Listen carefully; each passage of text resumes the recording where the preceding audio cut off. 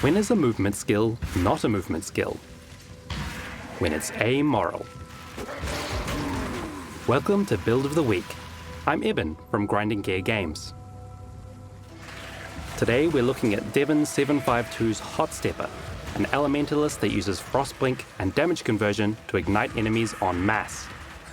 It makes use of a reworked bronze life to scale gem levels to new heights, burninating everything it collides with. So, how does it do such a thing? Frostblink is a movement skill that instantly teleports your character across the screen, creating chilled ground and blasting enemies with cold damage. As it turns out, it scales very well with gem level. Devon explains how we can get our Frostblink gem all the way to level 31, which we'll get into later. We're then converting all the Frostblink cold damage into fire damage, and with the Elementalist ascendancy, we can ignite everything we touch. What we end up with is a highly mobile, satisfying build, with plenty of options for scaling damage and defense. We'll go over damage first, naturally. I mentioned that we have a level 31 Frostblink gem. Let's have a look at where that comes from. We get 1 extra level from corrupting the gem itself, 5 levels from the newly reworked bronze life, 2 more from a corrupted implicit on the same unique. Lastly, we get 3 more from our dagger, replica cold iron point. We're going from this much base damage at gem level 20 to this much damage at level 31. So how do we put the hot in the Hotstepper? We're using a cold to fire support gem to convert half our damage to fire, and we'll convert almost all of the rest using the Pyre unique ring.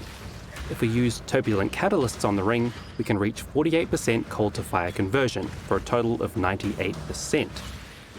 Then we simply pick up the Shaper of Flames Elementalist passive to ensure it ignites, and the roof will indeed be on fire. Devon also notes that the Keystone Elemental Overload is huge.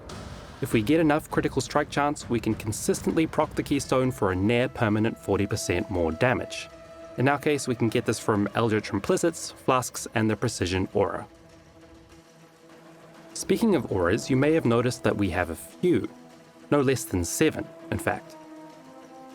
We can achieve this by investing into as much reservation efficiency on our tree and gear as we can find, and by anointing sovereignty onto our amulet. You may also notice that the amulet we're using is in Presence, with a variation that allows us to cast Flammability for free as a curse aura. With so many auras, it makes sense to pick up the Reservation Mastery that increases the damage for each aura, for a total of 56% increased damage.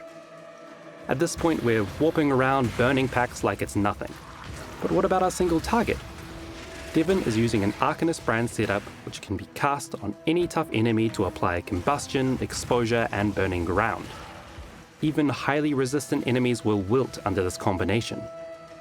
For a further burst of extra damage, we can cast Hatred, linked to Divine Blessing for a temporary boost. Since we have almost no mana, we must combine this with Vile Clarity, which lets us cast skills without paying their cost. Lastly, we can swap out our Ignite Proliferation gem for Unbound Ailments when we come up against bosses, for even more single target goodness.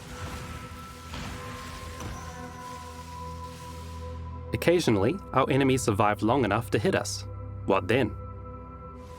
Well, half our aura stack is offensive, the other half is defense.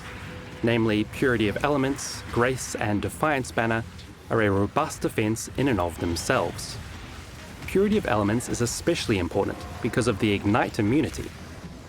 Damage over time is a significant threat to this build, so every bit of mitigation helps. We're also using Lethe Shade to help with dots, and the Soul of Arakali to the same end. To deal with everything else, Devon has leaned heavily into the defensive model of simply never taking hits. We've got a nice amount of evasion, which lets us avoid damage frequently. We've also capped out our spell dodge at 75% by picking up the Acrobatics Keystone and gathering the required amount of spell suppression on our tree. And since we're not getting hit very often, the Wind Dancer Keystone provides some excellent additional mitigation. This build even uses Replica Mistwall, which provides 75% chance to block spells if we haven't blocked anything else recently. So even if we don't dodge a spell, we'll have a good chance to block it. All of this combined with our high mobility gives us a good shot at survival in hairy situations, even if our life pool isn't huge. Devon has created a fast and satisfying build, able to melt most content in a blink.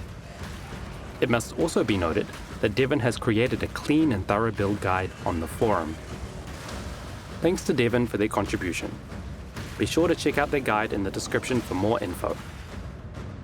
If you want to look like the Burninator you are always meant to be, here's the microtransactions we used in this video. And that concludes this season of Build of the Week. We'll be back next time with even more crazy builds. See you then!